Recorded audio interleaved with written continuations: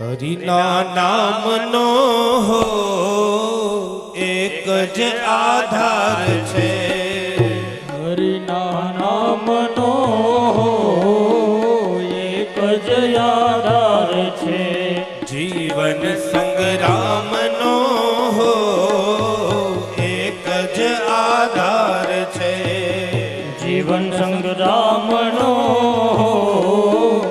એક જ આધાર છે, કીર્તન કરે છે જીવ દર્પણ ને ઉજળું, કીર્તન કરે છે જીવ દર્પણ ને ઉજળું. તમે કીર્તન કરો એટલે તમારું દર્પણ ઉજળું થાય, અંદર જોઈ શકો.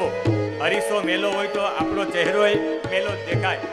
એટલે આ દર્પણ રૂપી અરીસાને ચોખ્ખો કરવા માટે સંત પુનિત કહે છે કીર્તન. કીર્તન કરે છે જીવ દર્પણ ને ઉજળું, કીર્તન કરે છે જીવ દર્પણ ને ઉજળું. પાપો ધોવાનો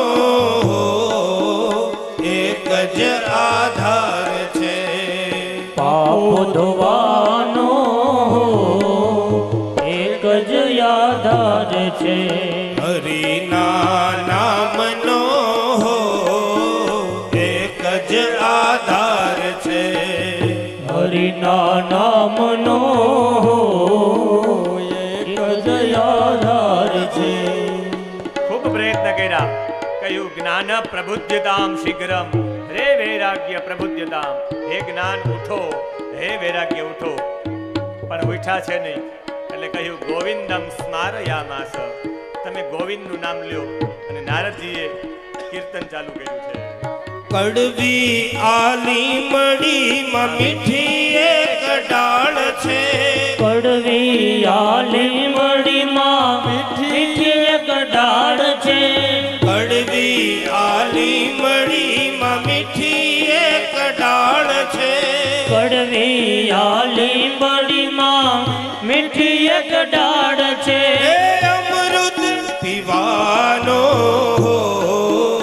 એક જ આધાર છે, અમૃત પીવાનો એક જ આધાર છે, હરિના નામનો એક જ આધાર છે, હરિના નામનો એક જ આધાર છે. એક વેદનો મંત્ર છે નાન્ય પંથા વિદ્યતે અયનાય. બીજો કોઈ માર્ગ જ નથી આ કલિકાલમાં ભગવાનના કીર્તન સિવાયનો. એ જ વેદના મંત્ર ઉપર સંત પુનિતે આ ધૂનો લીધેલી છે. માટે જરાય દુઃખો ન કરીએ.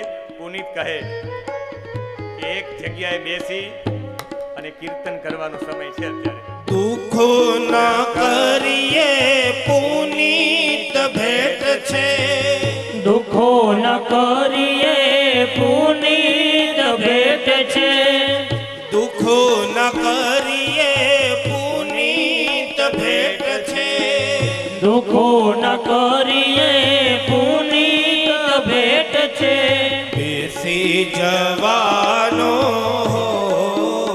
એક જ આધાર છે, બેસી જવાનો એક જ આધાર છે, હરિના નામનો એક જ આધાર છે, હરિના નામનો એક જ આધાર છે, જીવન સંગ્રામનો એક જ આધાર છે, જીવન સંગ્રામનો એક જ આધાર છે, હરિના નામનો એક જ આધાર છે, હરિના નામ